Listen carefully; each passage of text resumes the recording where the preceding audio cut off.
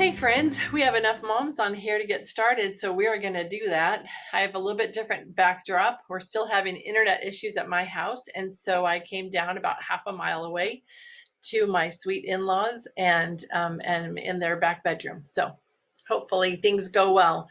If you find that we're having some internet issues, will you please do something to flag me down, let me know. And as we did last week, just continue on with the discussion and I'll pop in with my cell phone. But hopefully this will solve the problem and we'll be okay. It's nice to see faces this morning. I'm glad to have you with me. Those who aren't on screen, don't worry, I understand. But if you have opportunities to be on screen, please do that. It's wonderful to connect even more by seeing each other's faces. Also, if you don't have your name on your phone, and you want that for privacy issues, totally understand. If you don't mind sending me just a private message in the chat, telling me who you are or popping on to give us a little hint as to who you are, that's lovely because we like to know who we're talking to. But hopefully we'll see lots of our friends this morning. Summertime has been different. We've had moms on and off because people are traveling and doing all kinds of fun things, and that's great. And if you've been doing that, we love to hear about what you're doing too, where you've been and what kind of adventures you and your family have had. But this week we do have an assignment again, as we are trying to encourage one another to go through the introductory course on the Well-Educated Heart website or in the Well-Educated Heart app. So if you go there, please know that that app and that website are set up the way they are on purpose. And I find it really interesting that when you first go, it doesn't seem super intuitive. It takes a little bit of work, a little bit of time, a little bit of a desire to find out what's there. And as you put in the effort, then slowly that beauty of all that's there unfolds for you and you are able to find all of the treasures. And I know that that is not a mistake. And I think that's really kind of a wonderful thing. So you've got to invest something to be able to get the reward there. But go there, look for the introductory course and get started on that. Even if you've done it before, go take a look again and see if any of the quotes or the videos or any of the links to books or things just kind of jump out at you, because that would indicate, oh, there's something there for you. There's something that you can use that's going to help you as you're nurturing your own heart, as you're trying to bring that pattern of learning to your family or to people around you. It's all right there, and you will be nudged as to the things that would make a difference for you and for your family. So we did assign pages 15 to 25. It would be wonderful. This first few minutes, we said we're going to only go for an hour because we're able to connect in other ways during the week. So we're going to try to keep it to an hour. And we are going to discuss first the principles from those pages from the introductory course. Again, that would be the Mother's Reference Library. That are these books, which you can get access online for free, or you can purchase them. And this is volume 1 on the philosophy of this well-educated heart. And we're looking at pages 15 to 25. So first few minutes will be for you moms to share any of your thoughts about that reading, anything that popped into your heart, any experiences you've had because of that, anything you want to share about that. Lindsay, did you want to start? Me? Uh-huh. Yes, my fourth cousin twice removed. Yes. Yes. Let's see. Did you pick on me because I wasn't muted? Yes. Oh, that was an accident. But I did take some notes. A happy accident for me, so. Okay. Let's see. Okay, hold on. Sorry. Okay, so I liked the part that it said, your baby's heart develops before his brain within the womb, and his emotions develop before his intellect outside the womb. While minds are fed with facts, information, and words, hearts are fed with impressions, feelings, and images. Nature has reserved the first years of your child's life, particularly the first 8 years, from making impressions on the heart. The wise mother will use those years to fill her child's heart with the good, the beautiful, and the true. And I liked that a lot. I think that a lot of people think that by teaching your kids young, you're giving them a head start, but we've learned that that's not true, and the best thing you can do while they're young is to love their hearts and fill their hearts. So I really like that. Yeah, that's pretty amazing and powerful, and it's such a sweet and simple way to do that. I love that. And for those of us who have a little bit older kids, would you like to share how that you've seen that that's actually true, that you've learned that feeding their hearts first helps prepare and build that foundation for the intellectual learning that comes later? Anyone want to share any thoughts about that? And I'm kind of, yeah, Jocelyn, can you feel me sending vibes your way? I can I can share something. So I think, well, I guess for me, it's like when you feed their hearts, you're building that desire in them, and just get that desire to learn and grow. And so, um, I guess I just think that as if you focus on their hearts when they're younger, then it allows them to build that desire for themselves. So as they get older, then they start wanting to explore and to discover new things and to really dive deep into learning. So I've seen that just in my kids as they've grown older, and they just have that desire to learn. So I just think, I don't, because so much of our world focuses on just making sure that you're filling them with everything that they need to know, because we think that they're going to miss out on something if we don't teach them everything. But instead of focusing on trying to give them all the information, if we focus on just feeding their hearts and allowing them to have that desire, to build that desire in them, so that as they grow, then we can help them discover the things that they're interested in and passionate about, and then eventually just let them keep learning and growing. So that's kind of what I've noticed with my kids. Yeah, I love that. I love that. And I've seen that too. And what a difference it makes if you think about it. You had all kinds of knowledge poured into your head. We did. I know that I read and was taught all kinds of facts and figures and information and all that kind of good stuff. But what did I retain? I retained the stuff that mattered to me, that I had a connection with. And in preparing their hearts, we create this wonderful, rich soil in which to plant these bits of knowledge. And also it encourages them then, because they have this wonderful foundation, they are they're more interested in learning. That curiosity that they're born with has been nurtured and developed and is even greater. And they go out and seek the knowledge. And when they go out and seek the knowledge for themselves, then it means so much more. And that goes all the way through college and then after, because I've watched my kids who have this rich, fertile soil and have that curiosity and that natural desire to learn that was nurtured when they were little through the arts, through this heart learning pattern.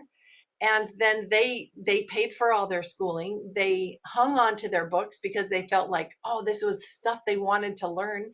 They valued their classes. They weren't just trying to check the boxes off. There may have been a class here and there that they did just check the boxes off, right? But there were others that they really wanted the information. They wanted to learn. They wanted to know. And as you're nurturing your own heart, aren't you feeling those same kinds of things? You begin with all of this and you're just busy and you don't have time and you don't do much in the way of nurturing your own heart and learning new things. But then as you start on this path, you, the mom, you start feeling and nurturing your own heart. And doesn't that change your desire to want to learn more? Do you notice that? Do you notice it changing how you react with the world around you with new information? Do you notice that change in yourself?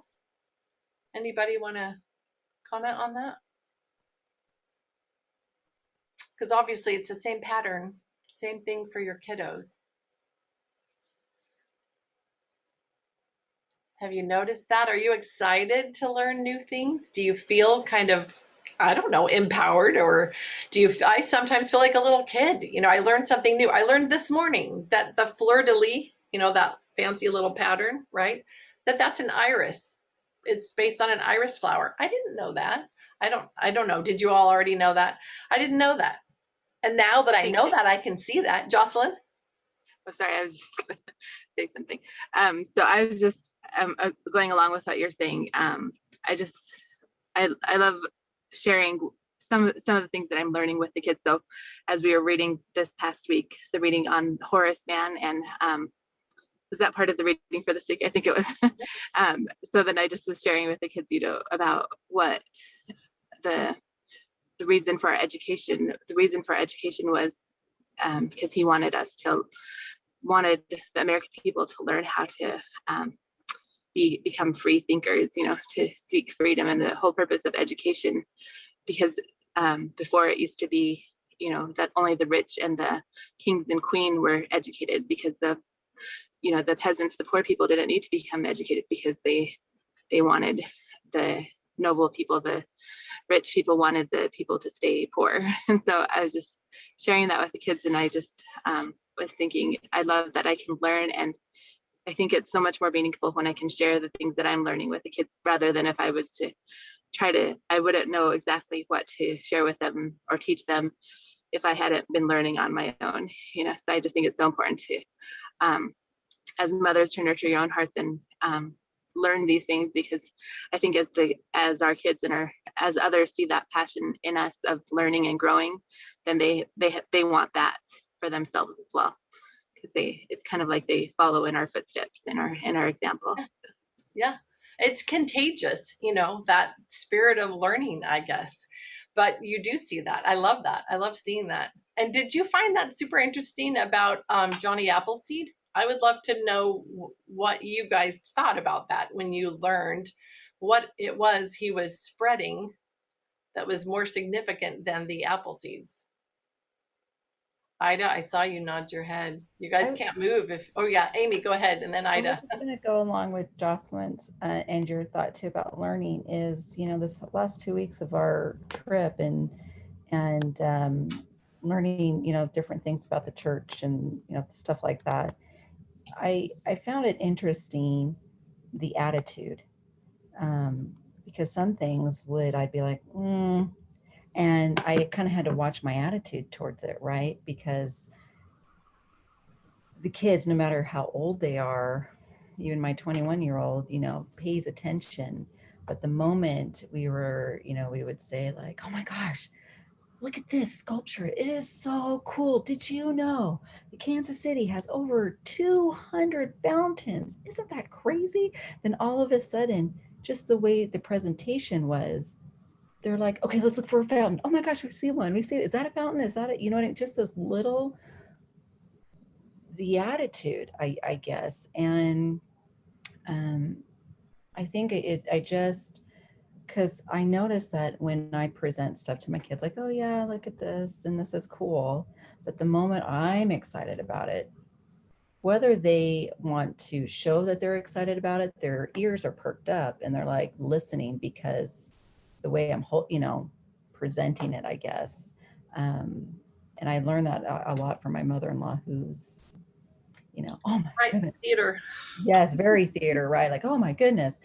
And she's been a great example with me in that. But I've noticed that, especially with this trip, that I'm like, make mental notes, even with my 21-year-old, be excited, because if I'm excited, they're excited, whether it shows it or not. Then all of a sudden they're looking, planting the seeds. So yeah. No, they could be rolling their eyes like all the way back into their head, but they are so happy that you're excited, you're having fun, you're being silly, it's funny when parents, like, if they complain, their kids never are just playing, having fun, being casual. It's like, well, when do you do that? When do they see you do that? It does make a really big difference. So what we do, yeah, Lindsay. My husband, I used to do this joke with my little one, probably like a year ago, when she was, or I don't know, less than a year ago, but she would get excited about like anything if I was excited. And I was like, I showed my like, watch this. And I'm like, guess what? In the morning, we're gonna have breakfast. You know, like I'd be putting her to bed. I'd like say like the dumbest thing, but be so excited. And she'd like, and she'd like get so excited over nothing. But like she'd be like, Mom's excited. I'm excited. So it was so funny. That's really sweet. You know, when you think about that, that's very, very sweet. They do follow us, they do pay attention to us. We are modeling everything for them. Like I've said before, one of the scary things is what things do we say and how do we react to homemaking? You know, those things, because they're picking up on that too. That was always a scary one for me. Ida, I wanted to go back to you. I loved what she shared about Johnny Appleseed because I never heard that before. Can you I share mean, so that those who didn't read know what you're talking about? so it's I listened to the podcast, but about that section.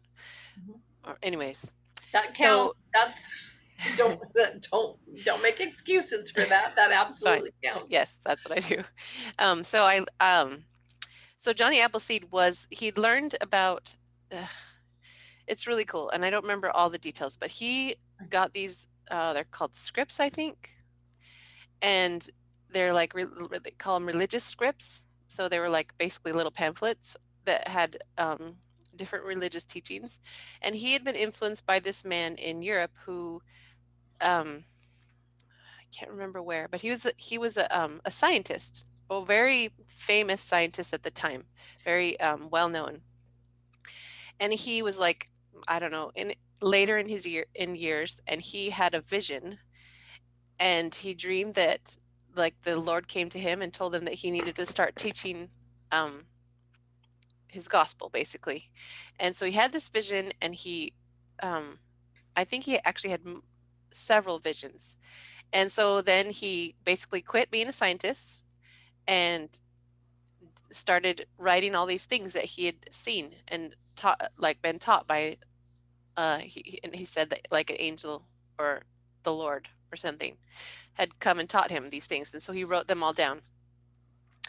And there was the prominent thing about his messages were that at that time they really thought that God was like a vengeful God, and if you sin, you get, that's it, you're axed. Like that was the mentality of people. And the prominent message that he shared was that God is loving, and he loves us, and he cares about us. He's merciful and graceful, and just much warmer, right? And there was lots of other things that he taught, but that was very interesting and very contrary to what was being the the religious thought of the time where he lived. So he started writing these things down and spread them all over, and he changed his name when he would, actually I don't know if he did, I think he might have, but anyways, he never got any money for him. He quit doing everything, and people thought he was insane, but he did that until the day he died, and gave up everything else. So Johnny Appleseed was influenced by this man, and he had actually had some of his religious scripts or copies of them or whatever, and he started passing them around to all these people. And the interesting fact, he was passing around in the upstate New York kind of area, Yeah. like a few years prior to Joseph Smith. So that was really amazing and fascinating to me. It was like he was laying the groundwork for people's hearts to be softened, to have a different perspective. I'm sure part of the religious revival that was going on, he was spreading those kinds of messages around. So I thought that was super cool and interesting. And I loved hearing that part about Johnny Appleseed's what he did, because we don't learn that, like you learn this like caricature of Johnny Appleseed, that he was like this cartoon guy, and he wore a a pan on his head, and he was a little crazy, and he just planted apple seeds everywhere. They don't mention anything about the fact that he was a preacher, and I think that's why his story has actually lived and continued on, because he was a preacher, and there's more to that story that we need to know. And so I thought that was really fascinating. In fact, probably shared this before, but I was teaching English classes online to Chinese students, and one of the classes that I taught them that it's all their curriculum, right? It's about American heroes. So the American heroes that I taught about were Paul Bunyan and Johnny Appleseed. Very dumbed down versions of what their life was like. I'm like, I'm so glad they focused on some important American heroes Yeah. teaching Chinese students, but whatever. Anyways, but then it just made me at all like, wow, like if you only knew really about Johnny Appleseed. So I was so excited. And talking about teaching your kids, like I think you really learn something and you really take it in when you can teach it to somebody else. So I feel like if I can get those stories and that stuff into my heart, so it's like really in my heart, then I know I can share it with my kids. I can share the stories about like Johnny Appleseed, or I can share stories about whatever other things. Like it'll come to me, and like the Spirit will help you as a mom or as a parent, to bring those things to your mind when you need to share them with your kids and tell you, oh, this story. Let me tell you a story I know. And, like, even if you don't know all the details, you just keep practicing and sharing. And that's how you learn it better. Like, as you try to share it and you're like, oh, I need to go back and like review those details sometimes, maybe. Anyway, so I think that's so valuable. Like, you have to know it to teach it. And so then if you can do that, then you're like, okay, I think and you learn as you teach too, actually. Like, the Spirit inspires your mind, it guides you, and things will come to you that you didn't think of before. And I know that happens like all the time. Like if you're just trying to think about anyway, so I'm gonna stop talking now because I'm rambling. But better you than me. Well, no, I loved it. I loved it. And I just realized that wasn't in the reading. So I put that out there, but you had listened to it too, and you knew it and were familiar with it. But I thought that was significant for lots of reasons. I appreciate so much everything that you shared. I had to I was so excited about that I wanted to teach my family. And so I was telling my family about it. And so then I was like, I need to get these details right. And so I was like writing it down, making notes. So like I was like, I really want to get this into my heart, So that helped me to be able to remember it and then also share with other people. Right. Anytime we share a thing with somebody else, like you said, then we learn it better. We kind of assimilate it and it becomes part of us. It's part of our knowledge that we now have because it wasn't just dumped into our brains, and then regurgitated out for a test, but we brought it in. We valued it enough that we chose to share it with somebody else. That's when the true learning takes place. And we really, then we store that, we hang on to it. It's important to us. It matters. So I love that. That's really cool because what I learned from last week's discussion, which was wonderful for all the discussion that we had, but from my side of it was a little bit flat. And it's because I was trying too hard. I wanted to make sure that if I was going to give this assignment, because people wanted to do that, that I was going to make sure to honor that and go through all the points and make sure we covered everything. But it didn't feel right. It didn't feel natural. Our group, the way that we work is with the Spirit directing what we're talking about. And so obviously you were prepared to share that. I didn't remember that it wasn't in the assigned reading. I threw out that question and you were ready. So the Spirit's directing us, and that works so much better. So we'll just continue on with that director rather than me because it's a little more effective. Jocelyn, you were going to say something. Oh yeah, I was just wanting to talk or share about my thoughts with Ida, what she was sharing. I just kind of thought Marlene has been kind of sharing in the Facebook group about notebooking and how important it is for moms to record their impressions and these stories and have kind of a place to keep these. And so I struggle with notebooking. I don't do a very good job. I'd like to do better. I try to write in my journal and things like that, but I don't do a very good job of having like an image or things like that. But I was just thinking how all these stories, if we do keep track of them and find a way to keep them somewhere, then we can have a reference where we can go back to and be able to share those with our kids. So I don't know if anyone has suggestions for notebooking, that would be great, but I'm not the best at it. So, but I was just thinking how important it is to keep track of the things that we're learning somehow. Yes, I love that you made that connection, Jocelyn, because I agree. And the more I've been reading other things lately, I was reading something from Ali Eisenach. You know, she's the one that is George Buchanan's great great granddaughter. She's the one that's behind the Millennial Standard Press, these wonderful little books. There's the 3 volumes of these books. I'm trying to get a hold of her because I thought we might want to purchase them, our group, you know, make sure that everybody has a copy.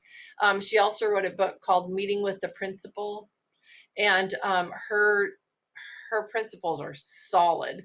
But one of the things she talks about is we should record the things we're learning so that we have that to leave behind for our children, and our children's children. And they know what was important to us because those are the things that we recorded. And so, what a wonderful thing that would be if we had a collection of our favorite stories and just a reference to the story, a short little note or something about it, something that we learned, something we love about it. I think that would be wonderful. And we could continue that discussion, but I want to go to Marie, who has a comment. Marie?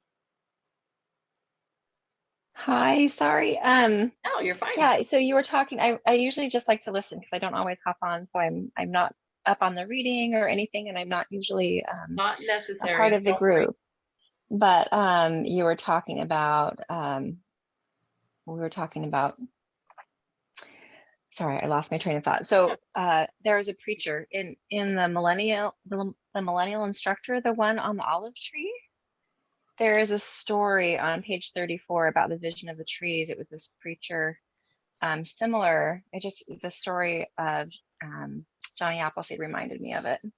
So it's the story of this preacher who had this vision of the trees, and he believed in prophets, and he was waiting for all of that to be restored one day. And he had this vision, this dream or this vision where the Lord showed him this tree coming to fruit, and he wasn't able to get it like before it was over. And so his interpretation was that the fullness of the gospel would come back, but he wouldn't be alive to participate in it. And Wilford Woodruff met him and wasn't able to get back to him to baptize him before he passed away. But it's a really beautiful story if you guys ever have a chance to go get that one.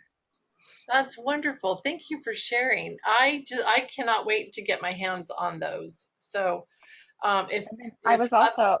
sorry. No, go ahead, I was please. also listening to some devotionals on Joseph Smith on the BYU devotionals. Mm-hmm. Sorry, the names are escaping me right now, but I've been listening to a series of them this week, and one of them is talking about how the difference between I don't know the other word, but the difference between like self-aggrandizement and what it's not. And so he was saying that when you bring others with you is when it's not all about yourself. And so when we are sharing and helping other people come up to what we're gaining, then it's not about us, and that's the way of God. You know, God is glorious and beautiful and amazing and incredible, but he's not all about himself. He's all about bringing us up with him.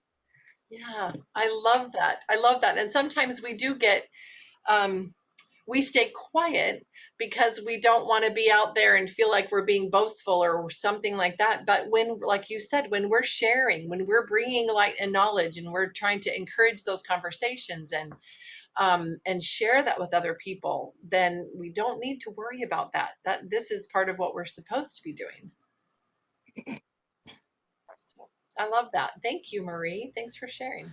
Lori, that man that influenced Johnny Appleseed, that was part of his story too. Like he was like, should I start a church? And he was told that no, it would be coming later, but he was just preparing. And so it was similar to what Marie was talking about too. So that was really cool. You know, I wonder how many preparers there were, you know, that we don't know about, we haven't heard about, you know, that are all over the country, those that were preparing that people for that message. I love that. And I keep addressing this lately. I'm probably making you guys sick of this, but I keep thinking about what is our role? What is it that we're doing? Because we are, we've been referred to, mothers, as harvesters, right? As sowers, as protectors. What else? What else? There's so much else. But what is it that is our role right now? And I think some of the reading in these pages really helped us to see it's first right here. This is where we need to be spending time, is here in our filling our own hearts, making sure that we are filled up with all of those good stories that and I don't mean that we don't start doing anything until we're filled up, but we are working on that. Every day we're trying to put something good in there. Jocelyn. Well, I wanted to share, there's a scripture, and I can't remember exactly which one it is. It's in this last reading from the Come Follow Me from the Doctrine and Covenants. And it was just talking about how Zion needs to increase in beauty and holiness. And I was just thinking that that's kind of our role as right now, as we're building up Zion, and we're trying to increase in beauty and holiness. And that's all kind of part of this, is just increasing that that knowledge and that beauty around us and in our homes, so that that's part of building up Zion in the last days. So. Right. I'm glad you brought that up, because isn't there some quote that's something about, we're not waiting for the world to get wicked enough for the second coming. We're waiting for the rest of the people, all those who want to follow Christ, to become good enough, for things to become beautiful, and preparing that, what did you say? Increase in beauty and, I can't read, and holiness. Yeah, he's waiting for that increase. So, we might want to get busy. Series. Oh, wonderful, Marie. Thank you. So Marie's given us a link to the devotionals, a series by Truman Madsen. Wonderful. Thank you. So, yeah, we're part of this preparation, preparing this next generation. And hopefully it is this generation.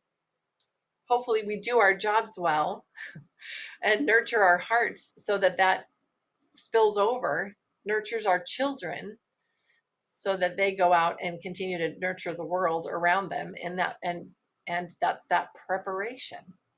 Are you starting to see that this is an easier path than the one you thought was going to be required of you in homeschooling your children? I hope you are. Also, I am really working to expand, make sure that our friends know that this is not just for homeschoolers. It works beautifully for homeschooling families. It's just so perfect, but it's for everyone. It's for all women, all families, all people, all individuals, because the principles here are what we all need in our lives. Have any of you had any successful conversations lately with others about anything related to the well-educated heart principles, mothers of influence, those ideas? Well, I know Amy has, because I see in Amy's work online that she's moving what she does online and with her friends to a lot more well-educated, heart-based ideas and principles. And that's exciting. I love that. And Paige, you were going to say something? Yeah, I was just the other day we were out fishing with some friends, and it had come up, like they were talking about what they were going to do.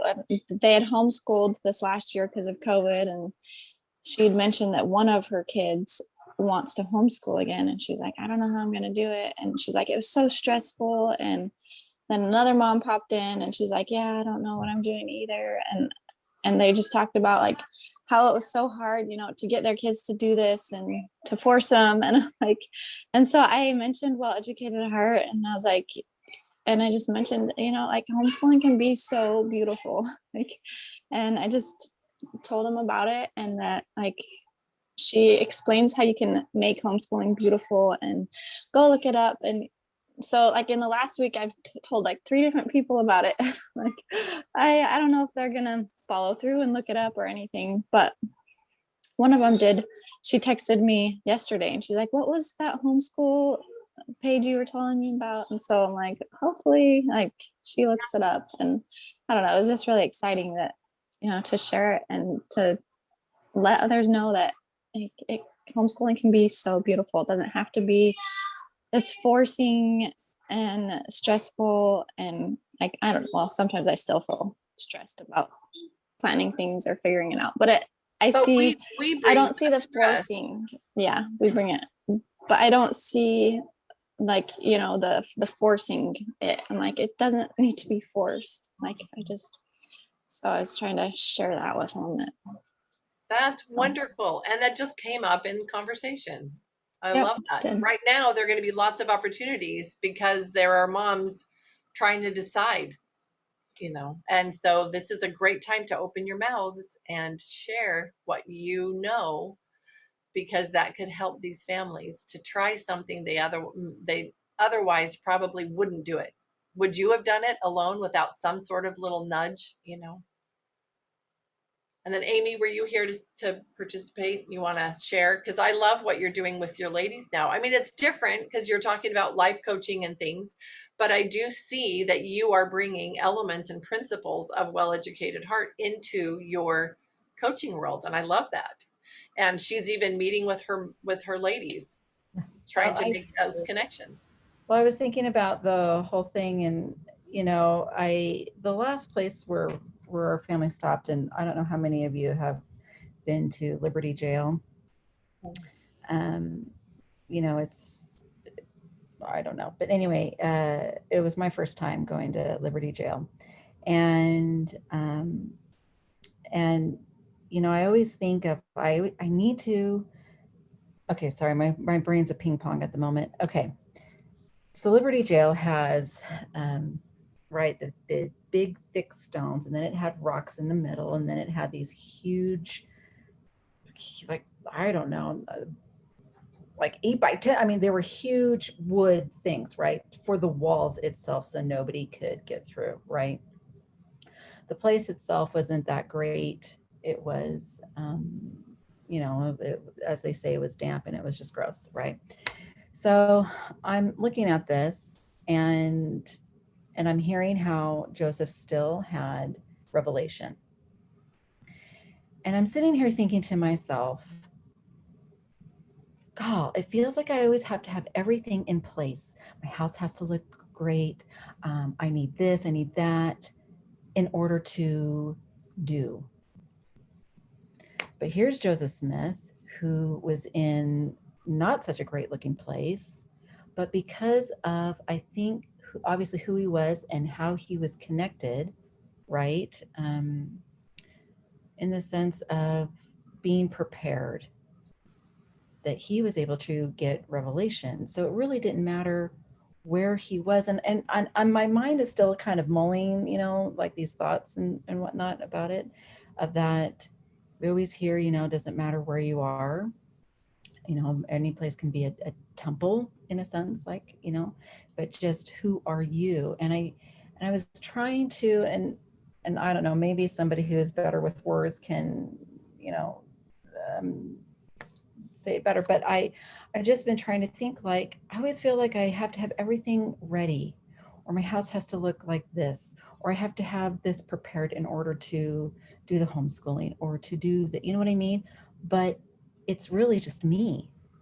Am I ready? Am I prepared? Am I mentally, emotionally, spiritually ready to get inspiration to, because it doesn't matter. My house could have piles of laundry and everything else, but am I ready, like Joseph Smith, in the sense of, it doesn't matter where I'm at, I'm still being inspired, I'm still listening to the Lord, I'm still getting direction, you know, kind of thing. And I don't know, it just, like I said, I'm still processing all of that, but it was just really interesting to me, to think, like, maybe I don't need that white kitchen that everybody else has. I don't know, you know what I mean? It's just like, it just made me think, like, it's okay, but I have to be ready no matter what, you know, to teach my kids and to move my relationships forward or whatever. I don't know. It was just kind of a little aha moment for me.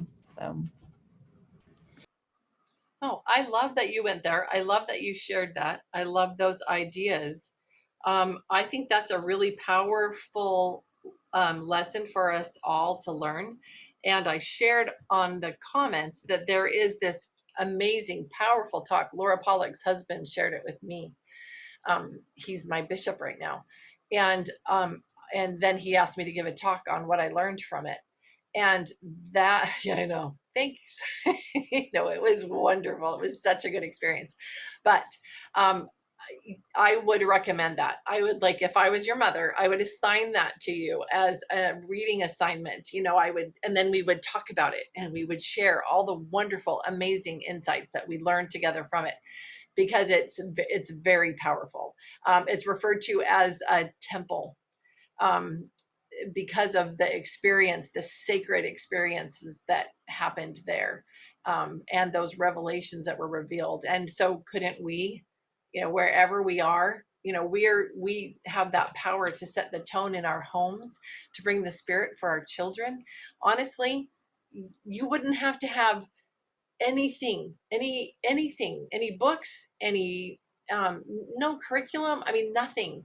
If your heart's right and you're open to the spirit, you could have an amazing, incredible year teaching your children, because the Lord will direct you in all those things and in everything that matters. And if there's anything secular that you need, you will be directed to it, or it will fall into your lap. I mean, that really is how simple it is. We complicate it. We limit that. We say, no, no, I'm not even going to ask for what blessings and help you might have for me, because I'm pretty sure it has to look like this. And so then we move forward trying to make it look like this, rather than being open to, what he can tell you it can look like, and what he can give you and provide you and direct for you. And that will be so much better. It's just, you've got to have enough confidence in him for it to not look like everybody else. Melissa, it's nice to see you. Hey. So I just want to add to that comment. I'm sorry, I am walking around and doing stuff. I wasn't sure who commented last, but so talking about like having your house be ready and being in the right place and whatnot, and just kind of always being prepared. When I was as a teenager, I had the opportunity to go to Nauvoo with a tour group with a bunch of friends from high school, and we weren't allowed to go to the temple. There were so many of us that they said, you can't go to the temple because there's like 200 of us and it's not going to work. So not allowed. We went to Nauvoo first night, and then the second day we came back on the bus about a half hour from our hotel, and I got off the bus and all my friends were there, and they're like, "Where's your stuff?" And I was like, "What are you talking about?" And they said, "To go to the temple." And I said, "We're not allowed to go to the temple." And they said, "Uh-oh, nobody told you?" And I was like, "What?" And they're like, 6 of us get in. So-and-so's piano teacher works at the temple, and she said she could get 6 of us in.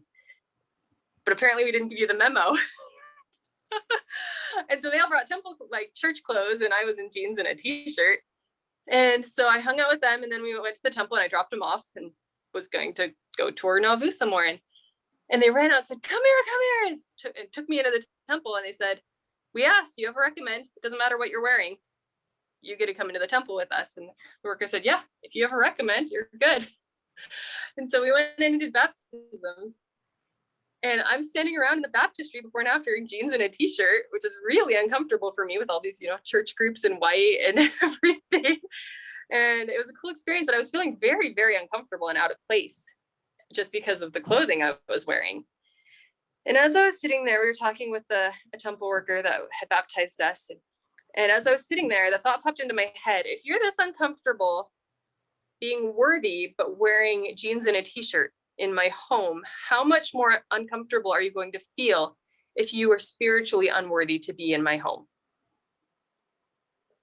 And so that just kind of was something that stuck with me since then, was you're worthy to be if you're worthy to be in the temple, you're worthy to be there in jeans and a t-shirt. But if you're not worthy to be there, you're going to be so uncomfortable. So it doesn't matter where or what you're doing, as long as you're spiritually prepared for those things, then you're good. And so as far as like having, your house clean or ready or whatever before you can have those experiences, you can be in the bottom of a mud pit or changing a poopy diaper and have those experiences if you're prepared for them. Yes. Oh, that's so true. That's beautiful, Melissa. Thank you for sharing that. I think sometimes we wait around for the perfect environment, and then we've waited so long that we never had the experiences. And I know a friend who could speak on that because I know that's been a personal struggle. Because I don't know Laura, but I know that that's what we were talking about the other day. Laura was saying it's such a struggle because I want to make sure the house is all clean, everything's been done, we've taken care of all of our jobs and our, responsibilities, and then the day's gone. And where was that awesome, incredible learning, experience that we all shared together? So I don't know, how do you manage that? Because also the Lord talks about cleanliness and order, and my house is a house of order and all of that. So there's something to that, right? There's a balance in there somewhere. But what's the most important thing, Melissa? I think that balance and that order, that's something I struggle with, is like, I need a house of order. I need, organization and patterns and stuff, but his order is spiritual things first. Yeah. It's not, is your laundry all done? Or have you cleaned your bathroom this week? It's have you done your ministering? Have you checked in with me? Are we on the right path together? That's his order, is spiritual things first, and then other things come into play. Wouldn't that be a really powerful thing if women could get that into their heads? Because I struggle. I mean, I don't know who doesn't struggle with that. But if we could understand spiritual things are the number one definition of that order. Ida? I was listening to Elder Bednar a little while ago, and he was talking about, that idea of balance, right? That we're always trying to maintain balance, but that balance is never actually going to happen. It's always, Oh. It's always juggling, right? Yeah. And that it's going to kind of go back and forth, right? Because you're not always going to have this equilibrium or whatever, when it's completely balanced all the time. You have to sometimes devote a little bit more time to one thing. Sometimes you need to focus on something else. So then, you're kind of going this up and down, right? Is that the spinning plates talk? He was just talking about it in a, okay. Like a Zoom thing that. But in an idea of, it's not like you achieve balance and now you have it. Right. It's never going to be completely balanced. You're always going to be focusing on one thing or other. So then the other things that they're going to be lesser important, right? So you're always going back and forth. And then also I think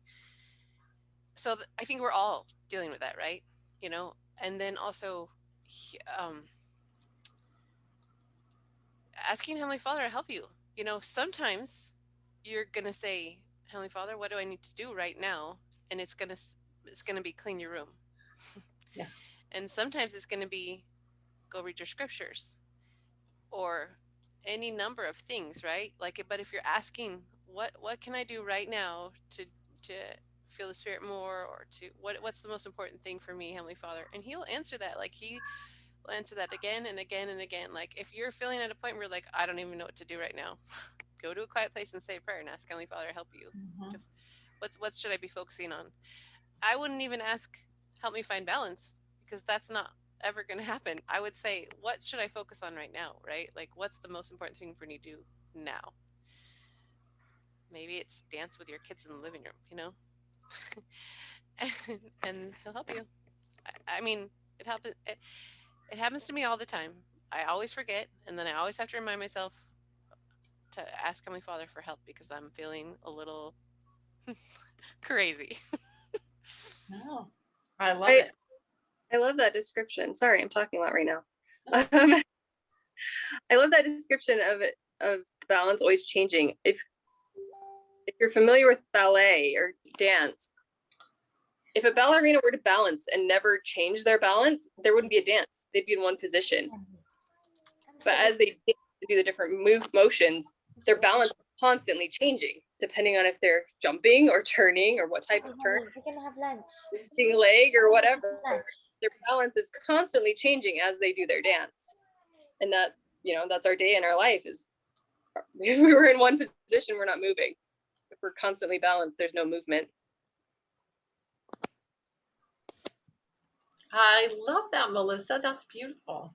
And I love how you tied into Ida's comments. Lindsay Cardall. I also did hear that little interview with Elder Bednar, and one thing that I liked that he said was that for him there's no such thing as balance. He's like, but what I'm working on now is what I'm focused on, and I give it my all, and so whatever it is that you like, kind of like what I just said, like whatever it is that you're doing at that time, like make it worth it, and like that's what's important in that moment, and it might not last long, or maybe it will, but like whatever you're doing at that time, like do it 100%. Like don't try to do a little bit of everything all at the same time. Like do what you're doing well, and then do something else well. Don't try to do too much at a time. I think I try to do too much at a time sometimes. Yeah. No, when I am following my own schedule, I've got just a ridiculous amount of things on my plate. I mean, my friends could tell you, that's me. That's what I used to do anyway. And I've changed that. And now I try really hard to find out. I pray in the morning and I write it down in my little book. I write down the date, the day, and I write down what he told me today was my focus. And sometimes that focus is just for the morning and I have to come back and find what else. But that's what I'm doing now. And if anything else comes up, I go and check in and say, am I supposed to do this or not? Because I don't trust myself anymore. And that's okay. That's not a bad thing. It's because I need to follow his direction and find out what I need to do and then focus on that one thing. That's a great, great point, Lindsay. And I know I saw Lindsay Bunting's face by the camera, but she's back up on her ladder. No, she's not. She just looks like it because she's so dang tall. I was on the ladder. But I don't know, I just wanted to get close to your faces. I keep thinking of things and then the conversation goes on, but I forget where we were in the conversation. And I just thought, somebody said spiritual things first, and I just had the thought that spiritual things put everything else like into like a purpose. Like that's why spiritual things comes first, because then it makes sense that we have to clean our house, and then it makes sense that we need to educate our minds, and like all of those things have a purpose now because the spiritual things. I don't know. That was my thought. That is beautiful. That is beautiful. And you need to talk more.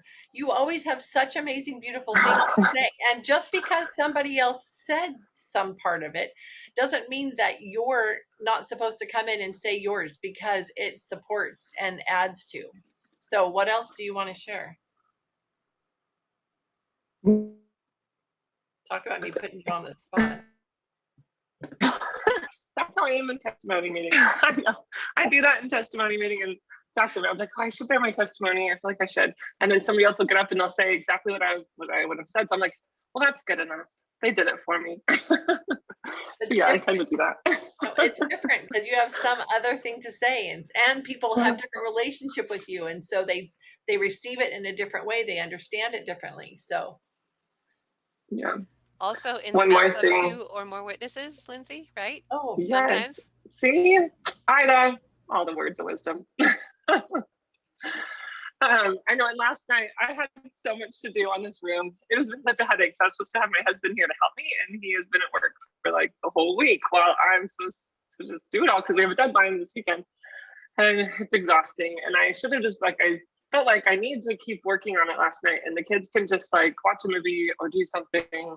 But then the thought came to me, nope, like that's more important. Like I need to focus on them. The room can wait. So now I'm totally behind schedule with that room, but it'll be fine because I did what Heavenly Father wanted me to do first. And I total trust that he'll like make it all work out. It'll all be fine. But I stopped what I was doing and I went and I read the kids a book, and we started a new book, and it was exactly what we needed to do. And it felt so good. And it just changed the whole spirit of our home when I like stopped being busy with what I needed to do and did what my family needed me to do and Heavenly Father needed me to do for my family. So it does feel good when you listen to those things.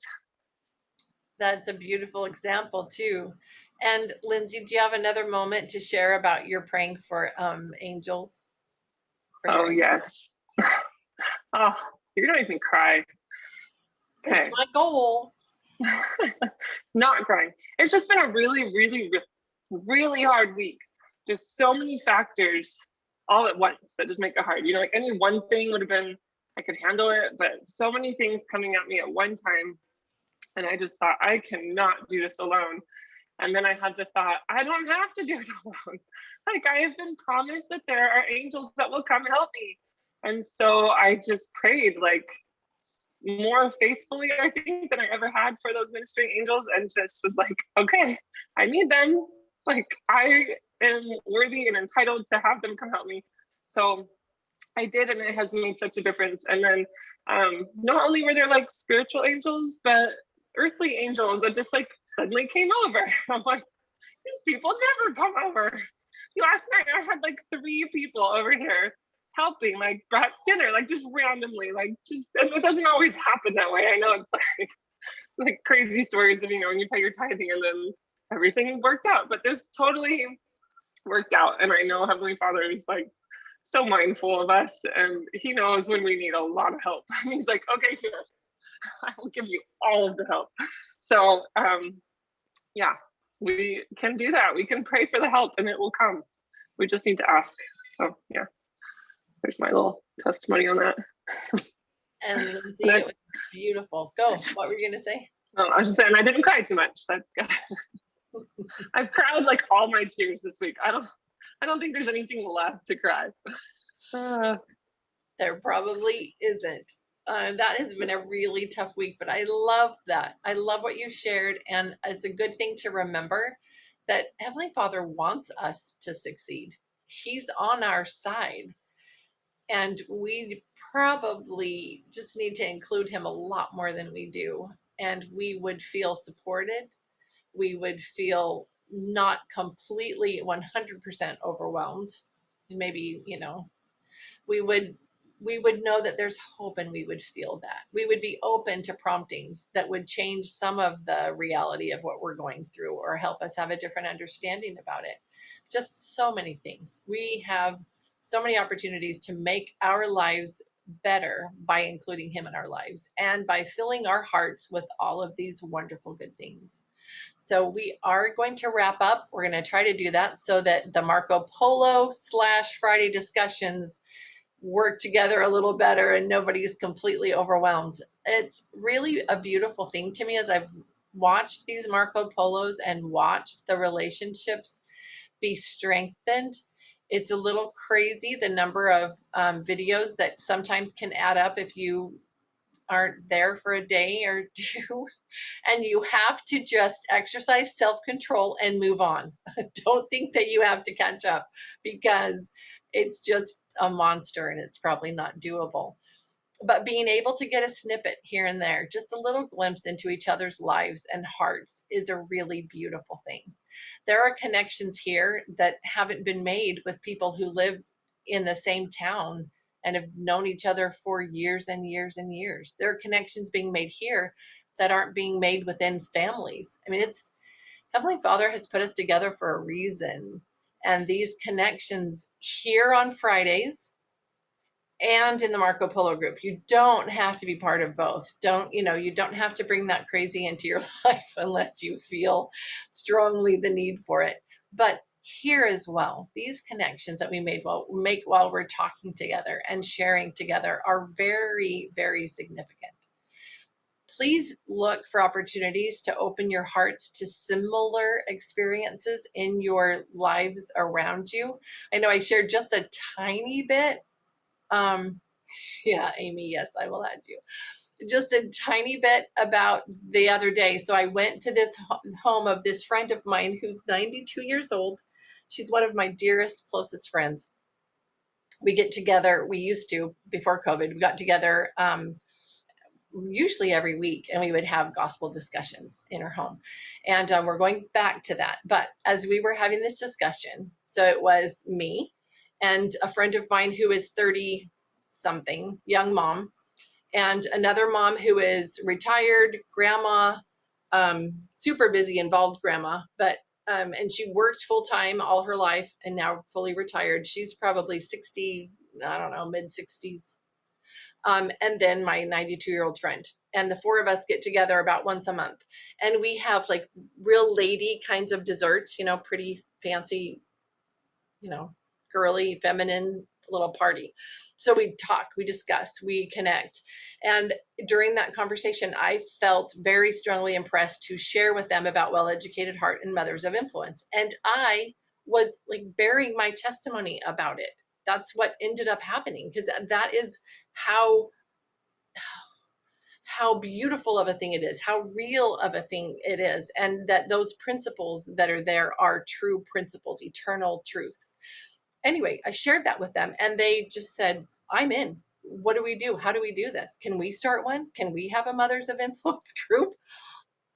Who knew it was going to be that easy? And so, and I feel this, I had this kind of vision in that moment of, oh, this group is going to start and then it's going to break off and have its own, satellite groups. And then this is how it works. This is how it works. And so you meet with some women and you teach them how to make these connections, how to talk about these things of the heart. And then you encourage them to go out and reach their friends and start their own groups. And it will grow that way. And as I've said, I won't stop this because I feel like it nurtures and feeds the hearts of those who are going to go out and be those leaders and facilitators in those groups and train these mothers, help them to have confidence in themselves and in their abilities. So you can still come here. We can come together and get our cups filled up and then go out and be that influence. So start looking for those opportunities. Continue to nurture your hearts, but just be open to that, because I do believe that you are each here because you're each supposed to go out in your sphere of influence and start your own Mothers of Influence groups to help these get started. And I've just recently talked with a mom who started one and then handed it off to one of the moms in the group. And now she's back out and she's able to start another one. So you're not even necessarily committing to a long-term thing. You're just helping it to get started. So be open to that and see what happens. And see what this week brings for you, because there are a lot of blessings and opportunities out there for each one of us. And as we open up our hearts, we're going to start seeing them and being able to take advantage of them. And we will be bringing light and love and hope to a lot of other women out there. And that's a beautiful thing. So thank you so much for being here today. Have an amazing, wonderful Friday and weekend. And if you're on Marco Polo, we will definitely connect there. And if not, then we will connect. We'll make another assignment, just a short little something, and then we'll meet again next Friday. So it'll be lovely. Nice to be with you, friends. I love you all so much. I truly do. I love that you're part of my life. Bye.